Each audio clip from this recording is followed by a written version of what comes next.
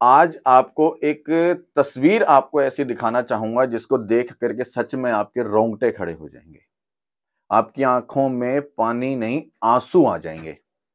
और वो वीडियो है आज के उन युवाओं की जो आज मजबूरी में सड़कों पर कटोरा लेकर के मानो इस तरह से उतरे हो कि अपने रोजगार की भीख मांगनी पड़ रही है।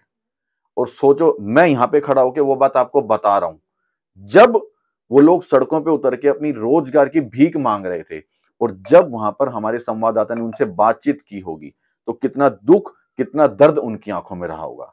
हम और आप सिर्फ बात करके उस चीज को बात रख सकते हैं, लेकिन उनका दुख समझना चाहिए आज की वर्तमान सरकार को।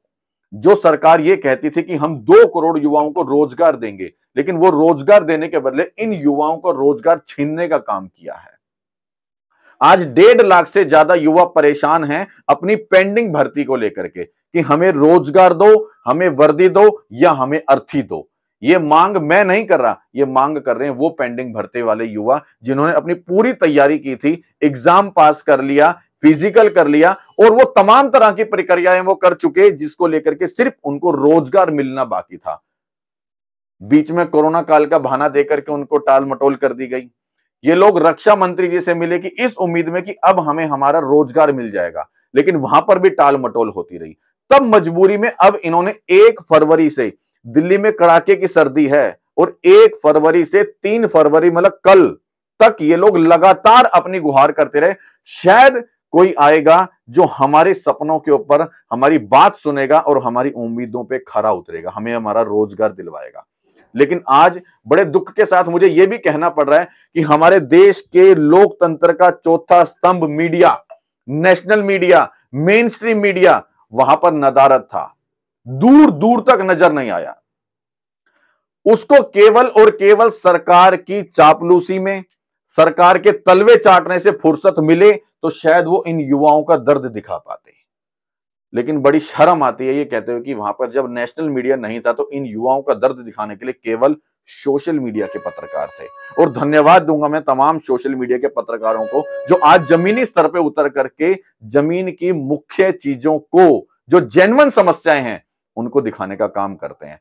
शर्म आनी चाहिए ऐसी गोदी मीडिया को और शर्म आनी चाहिए ऐसे नेताजी लोगों को जिन्होंने इनके युवाओं के भविष्य को बर्बाद करने में कोई कसर नहीं छोड़ी। बाकी एक बार अब वो वीडियो देखिए कि किस तरीके से आज ये युवा कटोरा लेकर के अपनी रोजगार की भीख मांग रहे हैं। हालांकि ये शब्द बहुत बुरा लग रहा होगा, भीख मांग रहे हैं, लेकिन हकीकत यही है क्योंकि आज ये अपने आप को खत्म करने के लिए भी तैयार हैं। एक बार वो वीडियो देखिए आप। उस नोटिफिकेशन के हिसाब से हमने सारा वो क्वालिफाई किया था क्योंकि हर बच्चे के हाथ में कटोरा है कि हमें रोजगार दो। ये पैसे नहीं मांग रहे, कपड़े नहीं मांग रहे, ये अपने हक की बात रख रहे हैं कि हमें रोजगार दो। और ये आवाज किससे है? सीधा सरकार से है, उस सरकार से, उस वर्तमान सरकार से जो आज इनको रोजगार नहीं दे रही है, या यूं कहूं कि जो रोजगार देने में सक्षम नहीं है। कहने को हमारा देश विश्व गुरु बनता जा रहा है, कहने को राम राज्य आता जा रहा है। और वो किस तरह का राम राज्य जहां पर 10,000 युवाओं को मजदूर बना करके इजराइल भेजा जाता हो। वो किस तरह का राम राज्य जिसके अंदर युवाओं को 1.5 लाख से ज्यादा युवाओं को अपने रोजगार की पेंडिंग भर्ती के लिए आज सड़कों पर उतर करके सरकार के सामने मांग करनी पड़ रही हो। बाकी इन तस्वीरों को देख करके आपकी अपनी क्या राय है? क्योंकि ये जरूर समझिएगा आपके घर में भी कोई ना कोई बच्चा होगा जो पढ़ाई कर रहा होगा, या आप वो युवा होंगे जो आज भी रोजगार के लिए भटक रहे हैं। यदि इन दोनों में से आप कोई भी हैं तो कमेंट के अंदर अपनी राय जरूर दीजिएगा। और इन युवाओं के दुख दर्द को समझने के लिए नेशनल मीडिया से भी कहूंगा कि सरकार के तलवे चाटने के बदले सरकार से सवाल करना सीखिए। जय हिंद, जय भारत।